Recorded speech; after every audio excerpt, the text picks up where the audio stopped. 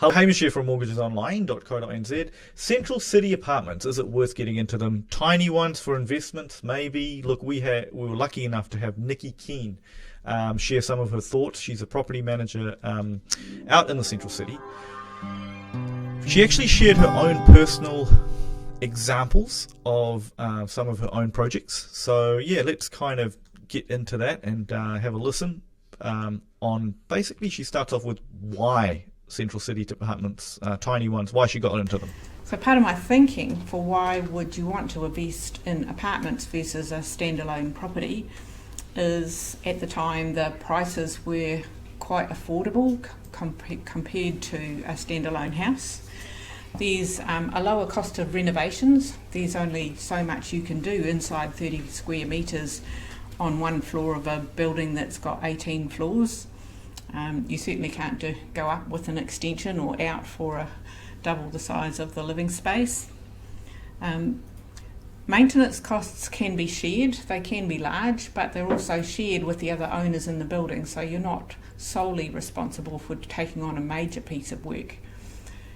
Typically at that time, and I'm talking around 10 years ago, the rental yield, when you looked at your financial calculations, was typically higher than you would find in a standard.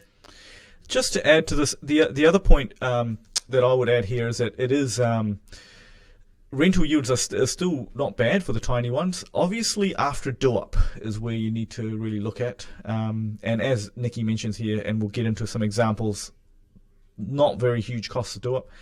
The other point which I think we could add here is that it's a lower entry point, right?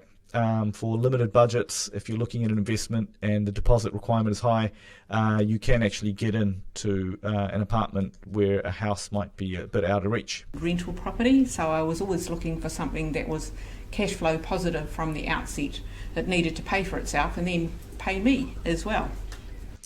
So Niqui does get into a few of the other details here around obviously a proven rental market at that time. Now that has changed somewhat, and we're going to get into a little bit of detail into that. But let's kind of jump into an example of what Niqui did on her on basically her first project, what she found here. So yeah, I'll let her talk about how it was at the start. So what did it look like? Well, it was pretty dingy and dark. It was cluttered with second-hand furniture that was either rescued from somebody's basement or purchased from a second-hand furniture shop, certainly not purchased for this particular small space. It was... Yeah, so that in terms of the actual do-up, before we get into too much, yeah, I mean, the thing is, effectively, at the time, the do-up cost was obviously lower than it is now. But yeah, she does add a good point here, apart from just the basics of carpet paint, around storage as well. In the smaller units, we put in a storage bed that can lift up from the frame, gives you extra space to store big items like suitcases and that kind of thing. So now, what does it look like? Well, it's light and bright. It's got nice furniture that fits in the spaces. It's got an outdoor that you can see through the windows. It's got roller blinds. It's got full kitchen, everything configured and all the appliances working, everything you need in your kitchen cupboards, plates and crockery and kettle and toaster and all those things. It's got a new bed, new furniture, and an outdoor cityscape view from your balcony.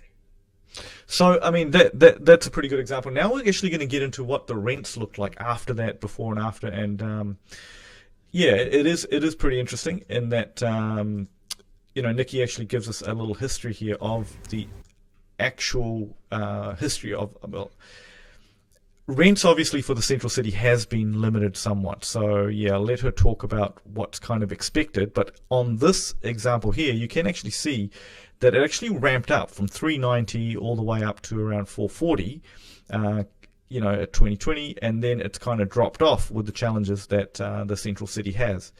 Will begin to improve at the beginning of next year with the start of the academic year, providing that we don't go back into full lockdowns and border closures. So this is where I think there is an opportunity in that you can see that going forward, what you might find is that there's probably less likelihood now of things like lockdowns. There's probably only better things on the horizon for the central city than worse things, some would say.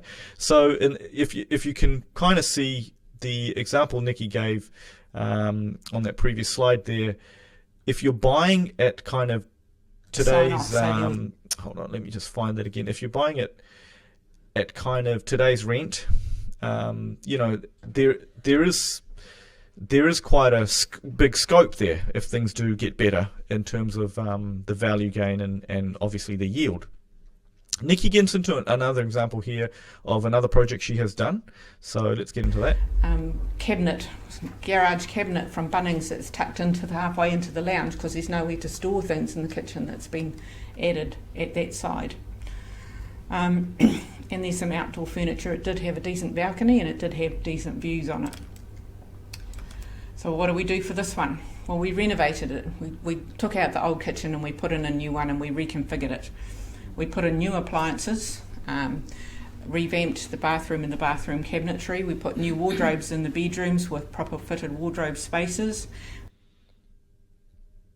So you can see there that I guess the key thing is that these do-ups are fairly low cost when you're dealing with a smaller space, obviously. And with this particular example, again, you can kind of see the before and after shot. So now if we go back, this is kind of how it looked at the start, and with Niqi's hard work, she's kind of goes into a little bit of detail of what happened after. So now what does it look like? Well, that kitchen looks completely different. It's much bigger and it's got its own storage space and cabinets that go right to the ceiling. All of the appliances are new and working. Two bedrooms, one internal with a sliding door and one on the front of the unit. Also fully furnished with bedroom linen and bathroom linen and some nice outdoor furniture so that there's capacity to use that outside space as well. Yeah, so I think overall, basically, I guess the key thing is that there is some scope there. Hopefully that's kind of been given you a picture of, what might be possible. Couple of quick tips, obviously. Body corporate. The body corporate on each one of these things it can be very different. The examples that Niqui gave there that her own personal properties are actually freehold, and she actually has been renting them out furnished as well, which kind of opens it up to a different kind of market for tenancies. So yeah, hopefully that's been insightful. I mean, if you need any particular detail, give us a call.